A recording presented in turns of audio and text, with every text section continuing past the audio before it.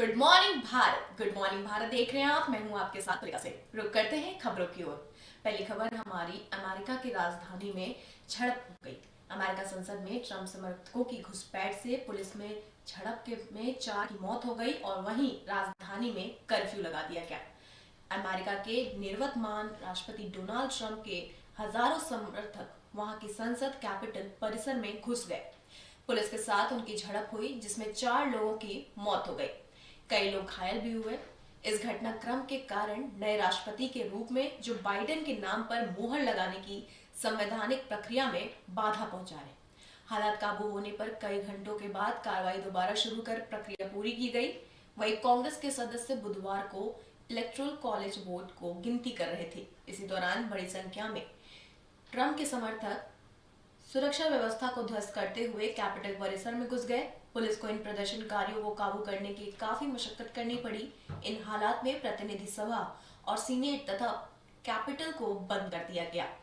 उपराष्ट्रपति Mike Pence और सांसदों को सुरक्षित स्थानों पर भी ले जाया गया। वहीं वॉशिंगटन पुलिस ने बताया कि बुधवार को कैपिटल परिसर में हंगामे और दंगे के बीच एक पुलिस अधिकारी को गोली लगने से महिला की मौत हो गई। कई प्रदर्शनकारी भी वहीं घायल हो गए हैं। अमेरिका के निवर्तमान राष्ट्रपति डोनाल्ड ट्रंप के फेसबुक और इंस्टाग्राम खातों पर अनिश्चितकालीन के लिए प्रतिबंध कर दिया गया है। आपको बता दें कि अमेरिका के राष्ट्रीय सुरक्षा उप सलाहकार समेत कई ने इस्तीफा भी दे दिया। अमेरिका के राष्ट्रपति डोनाल्ड ट्रंप के समर्थकों द्वारा कैपिटल परिसर में हिंसा के बाद अमेरिका के राष्ट्रीय सुरक्षा उप सलाहकार मैट पेटिंगर प्रथम महिला मेलानिया ट्रंप की chief of staff Grisham white house की प्रेस उप सचिव बनाई गई। वहीं आपको बता दें प्रधानमंत्री मोदी ने भी हिंसा पर चिंता जताई है। वहीं प्रदर्शन में तिरंगा दिखा। थरूर और वरुण में जताया ऐतराज। अमेरिका सांसद पर बुधवार को ट्रंप समर्थकों के हमले व हिंसा के बीच प्रदर्शनकारियों के हाथों में। वहीं उन्होंने बाइडेन को सत्ता सौंपने पर तैयार हो गए हैं। ट्रंप ने अमेरिका कांग्रेस ने गुरुवार को राष्ट्रपति और उपराष्ट्रपति पद के लिए क्रमशः जो बाइडेन और कमला हैरिस के निर्वाचन की औपचारिक वोट की है। इसी के साथ बढ़ते अगली खबर की ओर। अगली खबर हमारी अर्थव्यवस्था से है। अर्थव्यवस्था में आएगी 7.7% की गिरावट। आपको बता दें कोविड-19 महामारी के गहरे असर के कारण देश की अर्थव्यवस्था में चालू वित्त वर्ष 2020-21 में 7.7% गिरावट का अनुमान है। इससे पिछले वर्ष 2019-20 में सकल घरेलू उत्पाद जीडीपी में 4.2 वृद्धि दर्ज की गई थी। मुख्य रूप से विनिर्माण और सेवा क्षेत्र में खराब प्रदर्शन की वजह से अर्थव्यवस्था में गिरावट आने का अनुमान है। आपको बता दें राष्ट्रीय संख्या कार्यालय एनएसओ की ओर से गुरुवार को जारी राष्ट्रीय आय के पहले अग्रिम अनुमान में कहा गया कि कृषि और जन उपयोगी सेवाओं मसलन बिजली और गैस आपूर्ति को छोड़कर अर्थव्यवस्था के लगभग सभी क्षेत्रों में गिरावट आने का अनुमान है। एनएसओ के अनुसार 2020-21 में स्थिर मूल्य 2011-12 पर वास्तविक जीडीपी या जीडीपी 133.40 लाख करोड़ रुपए रहने का अनुमान है। इसी के साथ बढ़ते अगली खबर की ओर। अगली खबर हमारी किसानों कृषि कानूनों के खिलाफ किसान जो प्रदर्शन कर रहे हैं उनके लिए है। किसानों ने दिखाई है ताकत। तोमर ने कहा कानून वापस नहीं लेंगे। गाजीपुर से सिंगू तक निकाली 55 किलोमीटर लंबी ट्रैक्टर रैली। आपको बता दें आंदोलन कर रहे किसान संगठनों के साथ 8वीं दौर की वार्ता में पहले केंद्रीय कृषि मंत्री नरेंद्र सिंह तोमर ने गुरुवार को साफ कर दिया कि कृषि कानूनों को वापस नहीं लिया जाएगा। नए कृषि कानूनों को वापस नहीं लिया जाएगा। वहीं नए कृषि कानूनों को वापस लेने और न्यूनतम समर्थन मूल्य के लिए कानूनी गारंटी की मांग को लेकर किसान आंदोलन कर रहे हैं और बीते 3 महीने से दिल्ली की विभिन्न सीमाओं पर धरना भी दे रहे हैं। इसी बीच किसानों ने दिल्ली की विभिन्न सीमाओं पर ट्रैक्टर रैलियां निकालकर शक्ति प्रदर्शन किया।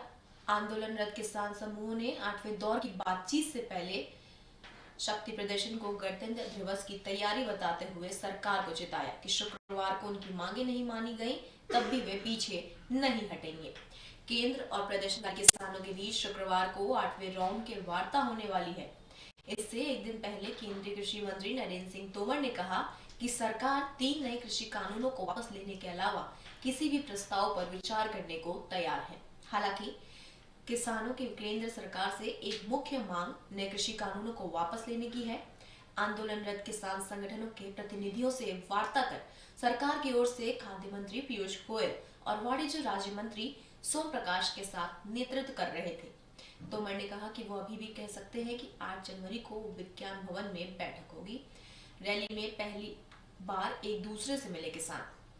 दिल्ली की विभिन्न सीमाओं पर 3 नए कृषि कानूनों के खिलाफ बीती 40 दिनों से आंदोलन कर रहे हैं। किसान ने सबसे पहले सिंघू बॉर्डर पर आंदोलन किया था। वहां से कुछ किसानों का बुराड़ी स्थित निरंकारी ग्राउंड भी भेजा गया था। आपको बता दें, कोरोना मामले में तबलीगी जमात की घटना से क्या सीखा सुप्रीम कोर्ट ने। सुप्रीम कोर्ट ने गुरुवार को केंद्र सरकार पर सवाल किया तो उसने तबलीगी जमात की घटना के अनुभव से कुछ सीखा। क्या राजधानी की सीमाओं पर आंदोलन कर रहे किसान कोविड से सुरक्षित है? किसानों के मसले पर केंद्र सरकार ने यह सवाल पूछा है। अगली खबर हमारी राम मंदिर से रिलेटेड है। राम मंदिर में देश का गौरव होगा। राम मंदिर देश के गौरव का प्रतीक होगा। राम मंदिर संघ ने कहा 5 लाख गांवों से चंदा जुटाने का अभियान शुरू होगा। आपको बता दें, आरएसएस ने गुरुवार को कहा है कि अयोध्या में बनने वाला राम मंदिर भारत के स्वाभिमान और गौरव का प्रतीक होगा तथा इसका भूमि पूजन समारोह देश के इतिहास में एक महत्वपूर्ण मोड़ था। संघ ने कहा कि मंदिर निर्माण के लिए चंदा जुटाने की खातिर व्यापक जनसंपर्क कार्यक्रम शुरू किया जाएगा। वहीं उबरसाट गांव में 3 दिवसीय चिंतन शिविर की समाप्ति पर संघ ने एक शीर्ष नेता ने कहा कि राष्ट्रीय स्वयंसेवक संघ 5 लाख गांवों को 10 करोड़ परिवारों से संपर्क कर मंदिर निर्माण के लिए चंदा जुटाएगा। चिंतन शिविर 5 जनवरी को शुरू हुआ था, जिसमें मोहन भागवत और भैया जी जोशी जैसे शीर्ष नेताओं के अलावा भाजपा अध्यक्ष जेपी नड्डा और आरएसएस से संबंध लगभग 34 संगठन के प्रमुखों ने भाग लिया। आरएसएस ने सहकार्यवाह कृष्ण गोपाल ने कहा, मंदिर देश के स्वाभिमान और गौरव का प्रतीक होगा। बैठक में मंदिर निर्माण के मुद्दे पर विस्तार से चर्चा की गई। उन्होंने कहा कि विहिप ने जनसंपर्क अभियान की योजना बनाई है और बैठक में यह निर्णय लिया गया कि संघ के सभी संगठनों के सदस्य 5 लाख गांव और 10 करोड़ से अधिक परिवारों से संपर्क कर चंदा जुटाकर उन्हें राम मंदिर के निर्माण से जोड़ेंगे। उन्होंने कहा कि चंदा लोगों की इच्छा पर निर्भर है। हम किसी व्यक्ति से कम 10 रुपए और एक परिवार से 100 रुपए की उम्मीद करते हैं और जो अमीर है वो अपनी इच्छा के अनुसार दान दे सकते हैं।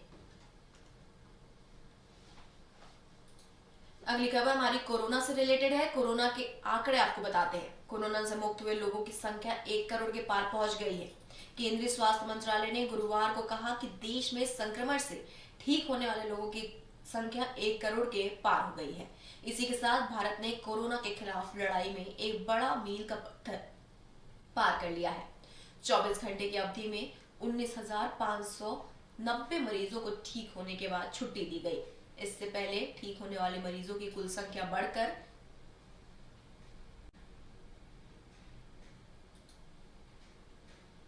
10,16,890 हो गई है। भारत में संक्रमण से ठीक होने को दर दुनिया में सबसे ज्यादा है। मंत्रालय ने कहा कि उपचाराधीन मरीजों और ठीक हुए मरीजों की संख्या में अंतर लगातार बढ़ रहे हैं और ये वर्तमान समय में 57,88,770 है। उसने कहा कि ठीक हुए मरीजों की संख्या उपचाराधीन मामलों की संख्या का 44 गुना अधिक है। वर्तमान में उपचाराधीन मरीजों की संख्या 2,28,080 है और कुल संक्रमणों का लेवल 2.19% है। मंत्रालय ने कहा कि ठीक हुए मरीजों की संख्या 51% पहुंच गई है। महाराष्ट्र, कर्नाटक, आंध्र प्रदेश, तमिलनाडु और केरल से है। कोविड-19 से ठीक होने की राष्ट्रीय दर 96.36% है।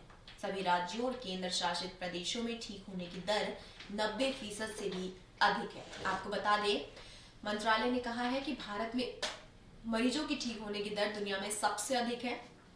जिन देशों में संक्रमण के मामले अधिक हैं, वहां भारत की तुलना में ठीक होने की दर कम है। जांच अवसंरचना में विस्तार के साथ भारत में कोविड-19 संक्रमण दर में भी कमी आई है। प्रतिदिन संक्रमण की दर 3% से नीचे बनी हुई है। वहीं मंत्रालय ने कहा 17 राज्यों और केंद्र शासित प्रदेशों की साप्ताहिक संक्रमण की दर राष्ट्रीय औसत से अधिक है। मंत्रालय ने कहा कि ठीक हुए नए मामलों में 59.59 0.08% मामले में 10 राज्यों और केंद्र शासित प्रदेशों से है। केरल में एक दिन में ठीक होने वाले संख्या 5,110 है। इसके बाद महाराष्ट्र में ठीक हुए 2,570 मामलों के साथ दूसरे नंबर पर है। वहीं संक्रमण के नए मामलों से लगभग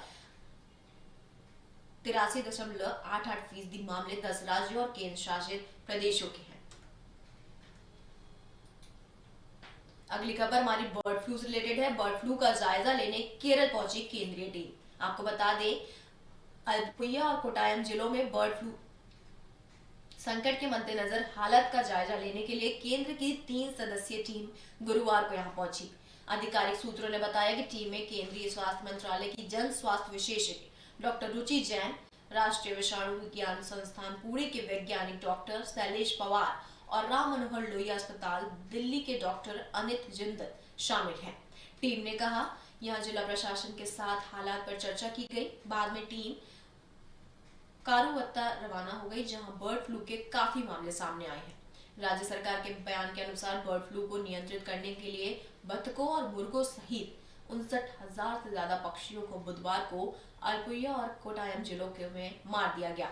शुरुआत में बर्ड फ्लू के मामले अल्पुया जिले के कुटादनाथ क्षेत्र की 4 पंचायत नीदिमुदी, तकाजी, पलीपड़ और कारुवाता तथा कोटायम जिले के नीदूर में आए थे। दोनों जिलों के अलावा जहां जहां बर्ड फ्लू फैलने का संदेह है, वहां पक्षियों को मारने के लिए 19 त्वरित प्रतिक्रिया टीम तैनात की गई है।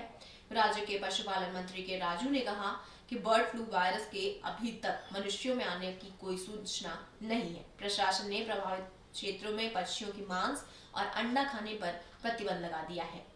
वहीं आपको बता दें, मेहसारा में 4 कौवे मृत मिले, नमूने जांच के लिए भी भेजे गए हैं। देश में कई अन्य हिस्सों से बर्ड फ्लू के मामले सामने आने के बाद गुजरात में जारी सतर्कता चेतावनी के बीच मेहसाराना जिले के गुरुवार को 4 कौवे मृत पाए गए। अधिकारियों ने इस बारे में जानकारी दी कि ये कौवे मेहसाराना के मुढेरा गांव में प्रसिद्ध और सूर्य मंदिर के परिसर में मृत मिले। मेहसारा में पशुपालन अधिकारी डॉक्टर भरत देसाई ने बताया कि मरे हुए कौवों के नमूने जांच के लिए भोपाल की प्रयोगशाला में भेजे गए हैं, जिससे यह पता चल सके कि इनकी मौत बर्ड फ्लू के कारण हुई है या किसी और कारण से। देसाई ने यह भी कहा कि बर्ड फ्लू की वजह से बड़ी संख्या में पक्षियों की अचानक मौत हो जाती है। हालांकि इस मामले में सिर्फ 4 पक्षियों की अज्ञात कारणों से मौत हुई। हमने विस्तृत विश्लेषण और जांच के लिए उनके नमूनों को भोपाल की प्रयोगशाला में भेज दिया है।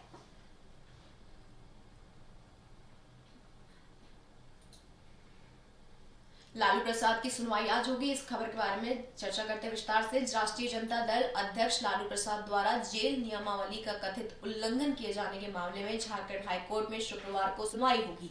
अदालत ने राज्य सरकार से जेल नियमावली से कथित उल्लंघन मामले की विस्तृत जानकारी की मांग की है। वहीं आपको बता दें, मुख्य न्यायाधीश डॉक्टर रवि रंजन की अध्यक्षता वाले खंडपीठ में 4 दिसंबर को इस मामले में दायर 3 जनहित याचिकाओं पर सुनवाई करते हुए सरकार से जवाब भी मांगा था और सुनवाई की अगली तारीख 8 जनवरी निर्धारित की गई थी। याचिकाओं में झारखंड सरकार का लालू को विशेष छूट प्रदान करने का भी आरोप लगाया गया है। इनमें कहा गया है कि लालू सजागता है, लेकिन उन्हें राजेंद्र आयुर्विज्ञान संस्थान रिम्स के वार्ड से हटाकर केली बंगाल भेजा गया, जहां उनसे राजद कार्यकर्ता बरटोक मुलाकात कर रहे हैं। मामले की सुनवाई के दौरान सीबीआई ने अदालत को बताया था कि जेल नियमावली का उल्लंघन करने को लेकर लालू प्रसाद के खिलाफ प्राथमिकी भी दर्ज कराई गई है।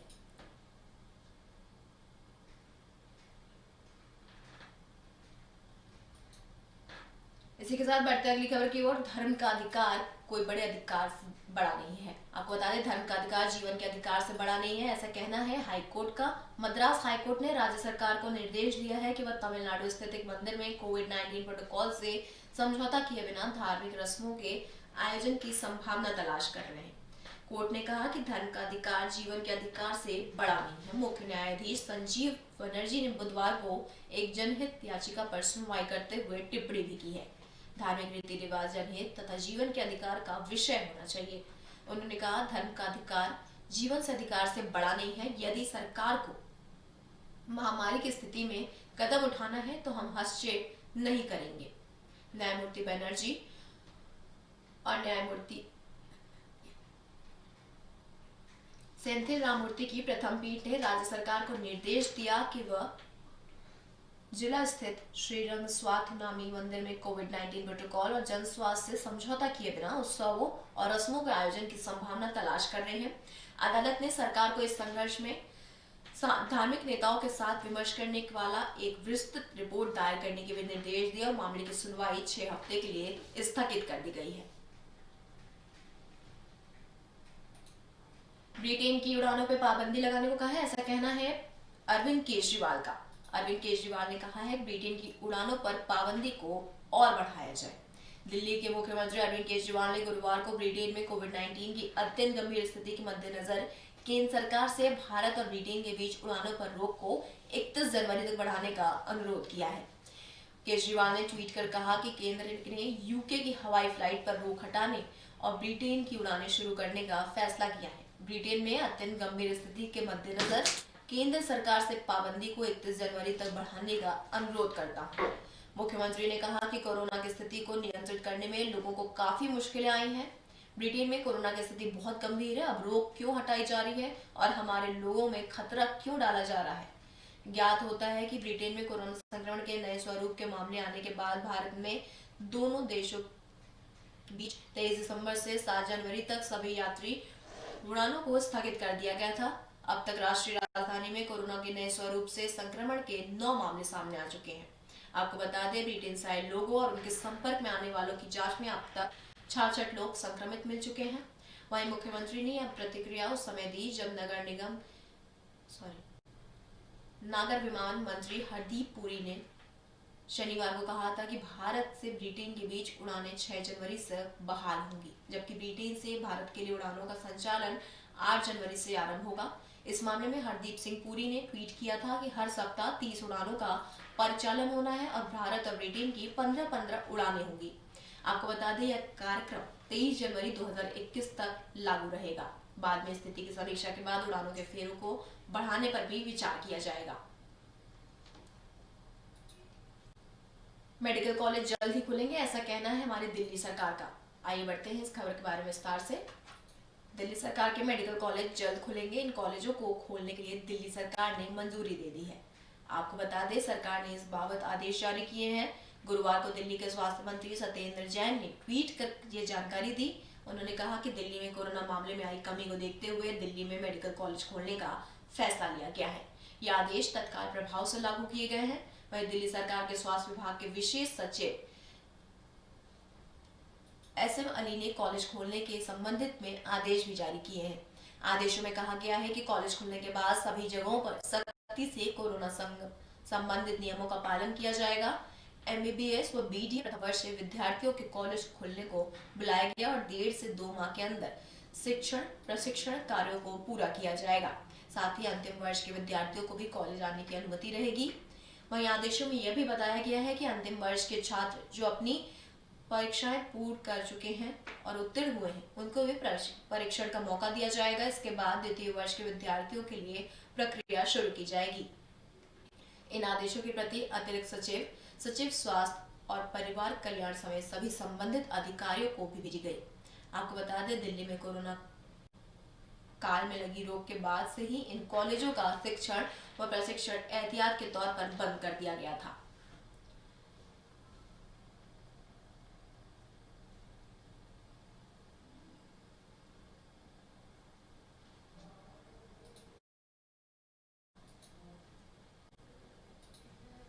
पेट्रोल और डीजल के दाम वहीं बढ़ चुके हैं। 26 पैसे पेट्रोल के दाम बढ़ चुके हैं। आइए इस खबर के बारे में चर्चा करते हैं विस्तार से। करीब 59% लोग पेट्रोल और डीजल पर उत्पाद शुल्क में कटौती चाहते हैं। देश में वाहन ईंधन के दाम इस समय रिकॉर्ड ऊंचाई पर हैं। ऐसे में लोगों का मानना है कि सरकार को वाहन ईंधन पर शुल्क घटाना चाहिए। ईंधन कीमतों में केंद्रीय उत्पाद शुल्क प्रमुख हिस्सा होता है। कम्युनिटी सोशल मीडिया मंच लोकल सर्विस के सर्वे के अनुसार कोविड-19 महामारी की वजह से अर्थव्यवस्था सुस्त है। लोगों की आमदनी भी इससे प्रभावित हुई है। ऐसे में वाहन ईंधन के दाम घटाने से लोगों को बड़ी राहत मिल सकती है। सर्वे के अनुसार 59% लोगों का कहना है कि सरकार को पेट्रोल और डीजल पर उत्पाद शुल्क में कटौती करनी चाहिए। इनमें से ज्यादातर लोगों का कहना है कि पेट्रोल और डीजल के दाम में 20% या 6 रुपए या इससे अधिक की कटौती होनी चाहिए। यदि ऐसा किया जाता है तो दिल्ली में पेट्रोल का दाम घटकर 78 रुपए और डीजल का दाम 68 रुपए प्रति लीटर हो जाएगा। इसी तरह देश के अन्य हिस्सों में भी वाहन ईंधन के दाम नीचे आएंगे। दिल्ली में पेट्रोल और डीजल के दाम देश में सबसे कम है। सर्वे के में देश के 20 जिलों के 9,326 लोगों को विचार लिए गए। इनमें से 71% पुरुष और 29% महिलाएं हैं। राष्ट्रीय राजधानी में गुरुवार को प्रति लीटर पर पहुंच गया यह ईंधन उच्च स्तर है। सार्वजनिक क्षेत्र की पेट्रोल लगातार दूसरे दिन ईंधन के अनुसार थी। पेट्रोल की 84 रुपए प्रति लीटर की कीमत में इसकी वास्तविक मूल्य 26 रुपए है। शेष कर शुल्क व डीलर का कमीशन है। केंद्र सरकार 32.98 रुपए उत्पाद शुल्क वसूलती है, वहीं दिल्ली सरकार 19 रुपए मूल्य वर्धित कर वसूलती है। सर्वेक्षण में ज्यादातर लोगों ने कहा कि पेट्रोल और डीजल के दाम में 20% या 6 रुपए या इससे अधिक की कटौती होनी चाहिए। यदि ऐसा किया जाता है तो दिल्ली में पेट्रोल का दाम घटकर 78 रुपए और डीजल का दाम 68 रुपए प्रति लीटर आ जाएगा।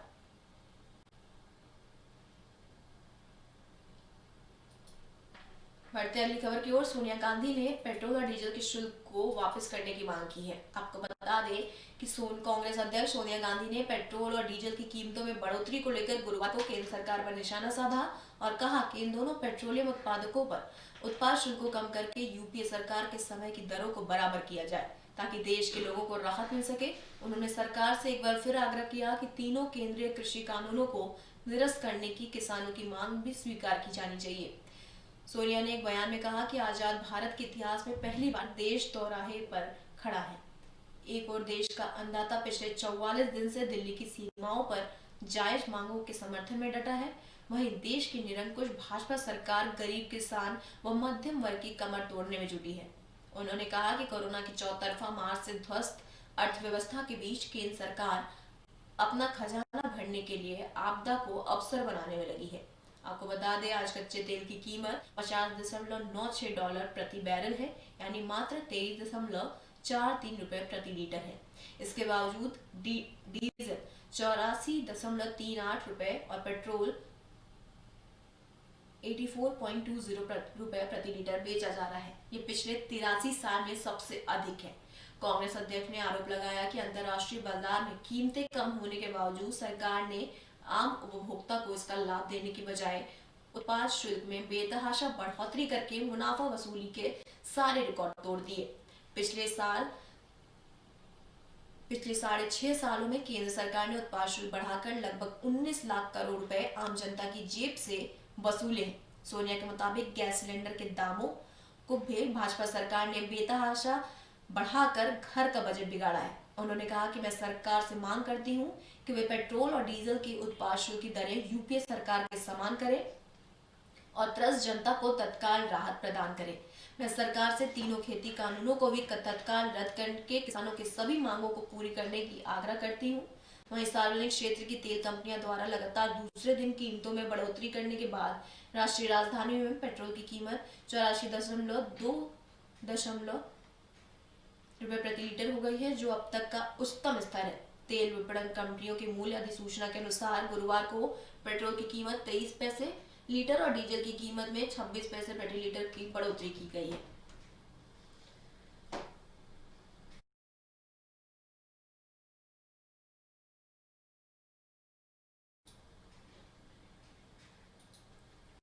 बढ़ते अगली खबर की ओर। हरिद्वार में ट्रेन की चपेट में आने से 4 की मौत हो गई। आइए चर्चा करते इस खबर के बारे में विस्तार से। हरिद्वार के लक्सर रेलवे मार्ग पर जमालपुर गांव के पास तेज रफ्तार से आ रही ट्रेन की चपेट में आने से 4 की मौत हो गई। घटना से पूरे क्षेत्र में अफरा तफरी मच गई। हादसा हरिद्वार के उपनगर के ज्वालापुर कोतवाली क्षेत्र में हुआ। शाम करीब 6:30 बजे घटना हुई। रेलवे के अधिकारियों ने हादसे के लिए स्थानीय लोगों द्वारा रेल पटरी पार करने की कोशिश को दोषी ठहराया है। वहीं क्षेत्र के भाजपा विधायक स्वामी यतीश्वरन ने कहा कि घटना रेलवे के अधिकारियों की लापरवाही के कारण हुई है। दरअसल हरिद्वार में कुंभ के पहले हरिद्वार लक्सर रेल लाइन को दोहरीकरण का कार्य चल रहा था। रेलवे लाइन दोहरीकरण का कार्य पूरा होने के बाद इस रेल पटरी पर रेल चलाने का अभ्यास किया जा रहा था, तभी तेज रफ्तार से आ रही एक ट्रेन की चपेट में पटरी पार कर रहे 4 लोग आ गए। पुलिस के मुताबिक अभी तक इनकी शिनाख्त नहीं हो पाई है।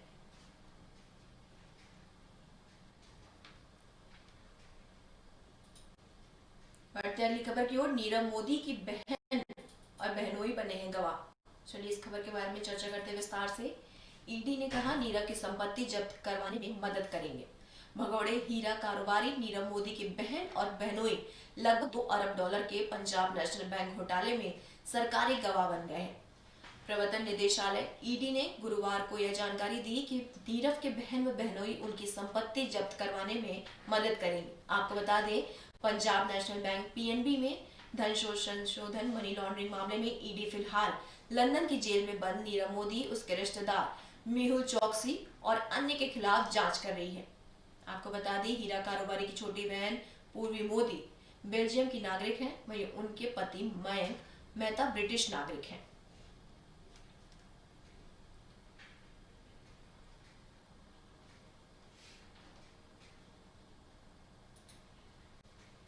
गुड मॉर्निंग भारत में फिलहाल के लिए इतना ही। देश और दुनिया की तमाम खबरों के लिए देखते रहिए एबी स्टार न्यूज। नमस्कार।